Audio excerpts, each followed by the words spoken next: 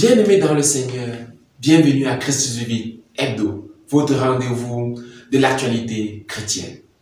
Écoutons les titres. Encore 2 semaines et nous y sommes. Les marchés, les boutiques ont déjà les décorations de Noël. Les enfants sont déjà excités à l'idée de la fête. Des cadeaux, des nouveaux vêtements qui sont tradition dans beaucoup de familles. Au-delà de cette euphorie consumériste de Noël, comment entrer avec le cœur dans cette célébration? Comment transmettre à nos enfants le véritable sens de la fête de Noël, les valeurs de cette journée, que ce temps signifie? Quelle méthode utiliser pour les rapprocher de l'enfant Jésus? Nous écouterons dans ce journal 2 mamans qui ont choisi 2 façons particulières de préparer la venue du Sauveur et de la célébrer. Le père Kevin Cléfé de la paroisse Saint-Paul-Apôtre de Fourquet sera aussi dans cette édition pour nous édifier davantage sur le sens de la fête de Noël et comment en faire une préparation spirituelle. C'est tout pour les titres, les développements, c'est dans la suite.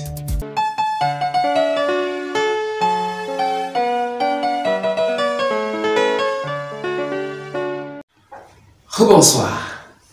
Noël, du latin natalis, fête de la naissance de Jésus, se rapproche et sera célébrée dans 18 jours exactement. Beaucoup se réjouissent des congés, de l'ambiance des fêtes et du retour dans les familles pour les étudiants. Mais combien se rappellent encore le sens de la fête de la nativité? Combien se souviennent qu'il s'agit de l'accueil du Sauveur de l'humanité et qu'il prend le temps de préparer spirituellement les enfants à cette fête? Comment donner à cette célébration tout son sens? Maman Sandrine Carole et maman Janine nous racontent comment elles essaient de donner à cette fête un sens plus profond. Bon, chez nous, il faut préparer les enfants à vivre chrétiennement le temps de l'Avent. On a pris la décision de voir le dessin animé de Jésus. On a pensé aussi qu'il fallait qu'on fasse la crèche. Donc, c'est pas compliqué. Donc, prendre un carton, fabriquer la maison ensemble, chercher les poupées, choisir, construire la crèche. Et si possible, c'est parler de l'histoire de Jésus.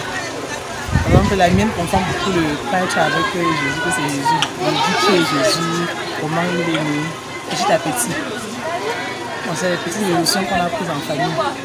Avant de dire que bon, j'étais beaucoup battue par la messe. Quand le prêtre a beaucoup insisté sur le fait que Noël, c'est pas seulement la sauce. C'est un travail qu'on est en train d'essayer de faire à la maison actuellement. Je suis Janine Foyette, épouse d'un fac Ndokmo, Justinienne un jour, Justinienne toujours. Alors, pour la célébration de la naissance de l'enfant Jésus, cette année, notre petite famille a décidé de partager ce moment avec les amis de l'orphelinat Sainte Faustine de Douala.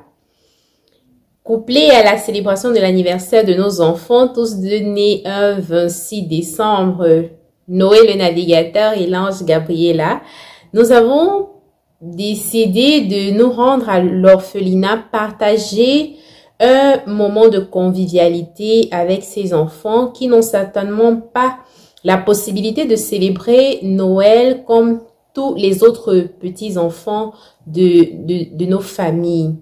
Ceci rentre dans la continuité en fait de cette inspiration que le Seigneur nous a donnée, de ce message que le Seigneur nous a donné à travers qui avait commencé bien avant, mais qui s'est nourri avec le temps et je dirais même qui s'est gavé pendant le congrès justinien qui a eu lieu à la paroisse Saint-Justin de Tchan en 2018, si ma mémoire ne me trompe pas.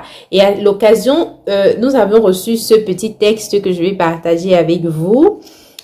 Que le congrès te donne d'être le crayon de Dieu, ce petit bout de crayon avec lequel il écrit ce qu'il veut. Le message était de Mère Teresa. Nous l'avons reçu lors du congrès justinien et nous avons décidé de nourrir, de continuer à nourrir cette mission en fait, puisque nous l'avons reçu comme une mission, cette mission que le Seigneur nous donnait à la fin de ce congrès-là, d'être ce petit crayon avec lequel Dieu écrit ce qu'il veut. Donc nous avons décidé d'écrire avec nos petits moyens, cette petite initiative qui a pour objectif de rassembler les cadeaux de nos enfants et offrir aux enfants de l'orphelinat Sainte Faustine. Venez partager ce moment avec eux comme nous l'avons pensé, leur apporter un peu de chaleur, un peu d'amour, un peu d'affection, afin qu'ils ressentent la célébration de la naissance du Christ et tout l'amour que cela apporte.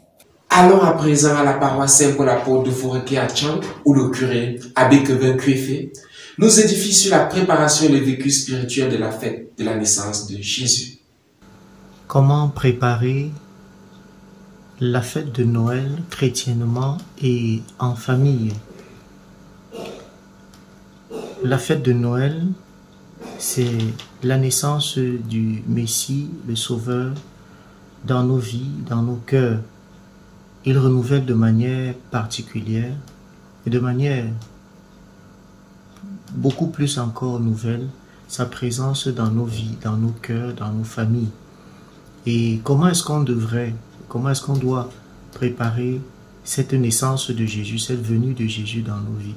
Déjà, le temps de l'Avent, c'est le temps que l'Église nous donne pour préparer cette venue du Messie dans nos vies, dans nos cœurs. Et le grand mot qui nous est lancé, c'est celui de la conversion, c'est celui de préparer nos cœurs, c'est celui de faire la propreté dans nos cœurs. Et nous remarquons très souvent que dans nos différentes familles, pour préparer ce grand événement, nous faisons quelquefois la propreté, nous enlevons les toiles d'araignée, nous nettoyons, nous décorons nos maisons de guirlandes, nous mettons un sapin, des gonflés, des pompées et bien d'autres pour signifier que c'est un temps particulier. Et donc, si nous mettons tout cet arsenal-là en jeu, en marche, pour célébrer la Noël, peut-être de manière païenne pour certains, le chrétien, lui, il doit, à côté de toute cette effervescence extérieure, doit préparer également son cœur. Je pense que c'est la raison pour laquelle même dans nos différents doyennés, nous avons toujours l'habitude d'organiser les confessions décanales, les confessions dans toutes les paroisses, pour donner l'occasion à chaque chrétien de se réconcilier avec le Seigneur, en se réconciliant avec le Seigneur, de refaire la propreté de son cœur et surtout de mieux se disposer, mieux disposer son cœur pour accueillir Jésus qui vient et qui veut demeurer dans nos cœurs. Et donc ce Jésus qui vient à Noël, il veut naître dans nos cœurs de manière nouvelle. Il veut apporter un sang neuf dans nos relations les uns avec les autres. Il veut apporter un sang neuf dans notre relation, même avec lui. Et comme famille, comme membre d'une famille, dans notre famille, nous devons aussi accorder beaucoup d'importance à ces prières de soir avant de coucher, ces prières aussi du matin avant de quitter la maison, pendant lesquelles, en famille, on présente au Seigneur les soucis, les projets, les désirs de la famille. Et c'est la meilleure manière de préparer déjà son cœur en famille, de présenter déjà au Seigneur en famille quel est notre projet, quel est notre souhait pour ce que nous attendons de sa venue en ces temps. Et donc, une famille qui voudrait accueillir le Seigneur de tout cœur, qui voudrait que le Seigneur qui vient fasse quelque chose de particulier pour elle, cette famille-là devrait commencer déjà à travers ces confessions-là, devrait commencer déjà à s'ouvrir à ces confessions pour se réconcilier avec le Seigneur et à travers les prières quotidiennes à la maison, présenter au Seigneur ce que désire le plus chèrement possible leur cœur comme membre d'une famille. Et je suis sûr que si une famille se prépare de cette manière-là, le Seigneur Jésus en venant ne peut que trouver des cœurs disposés, des cœurs bien préparés à l'accueillir, et les grâces dont il nous comble ne pourront que faire notre plus grande joie. Ce sera pour notre plus grand bonheur. Je souhaite une très belle fête de Noël et très belle fête de fin d'année à chacun d'entre nous. Christus Vivit Hebdo vous rappelle que le documentaire sur la vie de Monseigneur André Moukine est disponible sur sa chaîne. Regardez et aidez l'équipe de production à partager au plus grand nombre. C'est la fin de ce journal. Très bonne préparation du temps de Noël et du troisième dimanche de l'Avent, dimanche de la joie. À mercredi prochain et que Dieu vous bénisse abondamment.